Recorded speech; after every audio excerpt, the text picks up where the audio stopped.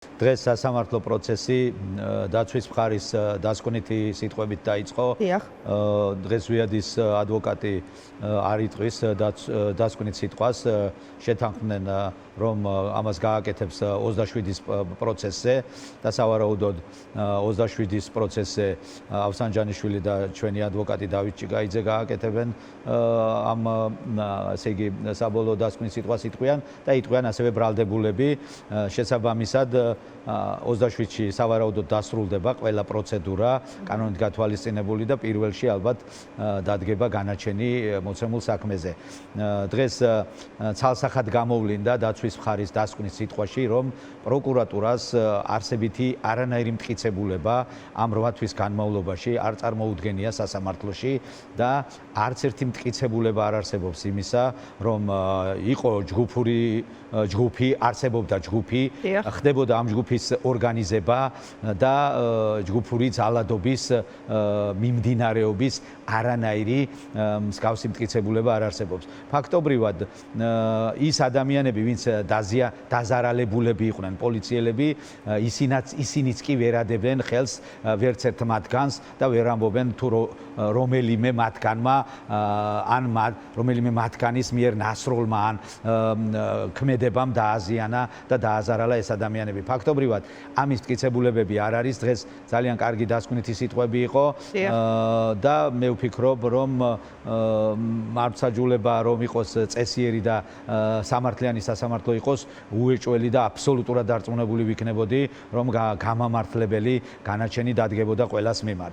მაგრამ ჩვენ ვიცით ხომ, როგორი სასამართლოს წინაშე ვართ, შესაბამისად მოლოდინები გვაქვს აი რაღაც სამი სახის მოლოდინი შეიძლება არსებობდეს კონკრეტულად ამ რვიანებთან დაკავშირებით.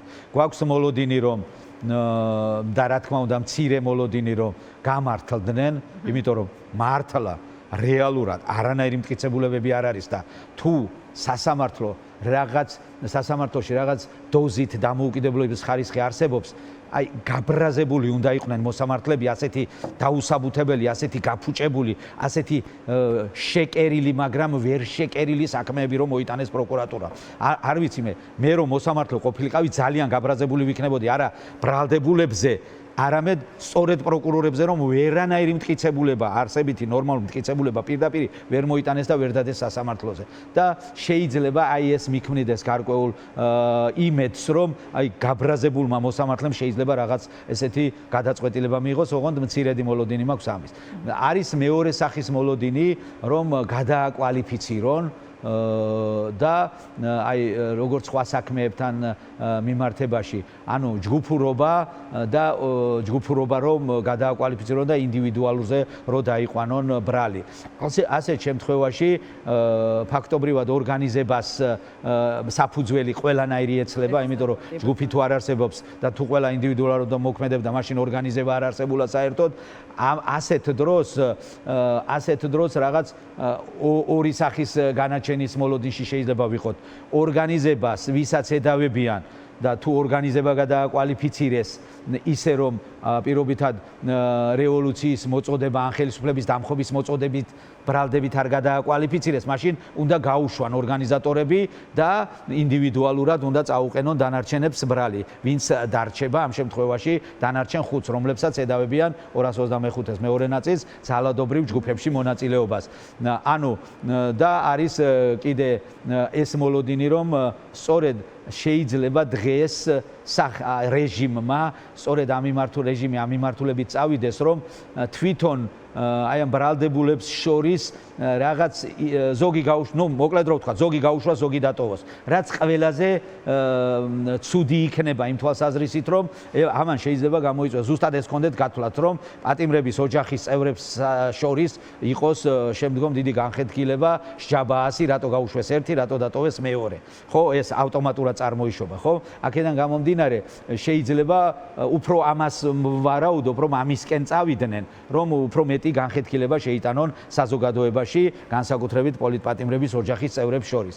მთლიანობაში აბსოლუტურ მოულოდნელი რაღაცების გაკეთება ხელეწიფებათ ამათ და რაღაცის 100%-იანად პროგნოზირება ისედაც შეუძლებელია, მაგრამ რაღაც 80-90%-იცაც რომ ივარაუდო რომ რაღაც ასეთ აქცი ასე მოიქცევიან და ამ გადაწყვეტილებას მიიღებენ, ამის რეალური საფუძვლებიც არ არსებობს. ხშირად რეჟიმი განსაკუთრებით ტრუკების მოყვარული ბიძინა ივანიშვილის ტვინში რა იხარშება ძალიან ძნელია რომ ეს გათვალო და რაღაც ლოგიკას დაუქვემდებარო და ლოგიკიდან გამოიტანო ჯანსაღი აზრი რომ რაღაც ეს ასე შეიძლება დაალაგდეს, ეს არის შეუძლებელი, ამიტომ დაახლოებით აი ეს სამი მოლოდინი გვაქვს და მოლოდინებიდან რომელი გამართლდება, სიმართლე გითხრა, ვერ გეტყვით, თანაბრად შესაძლებელია რომ დატოვონ და ნაწილი დატოვონ, ნაწილი გაუშვან და ძალიან მცირე შანსია ყველა რომ გაუშვან. გადაკვალიფიცირებაც აბსოლუტურად მოსალოდნელი და შესაძლებელია.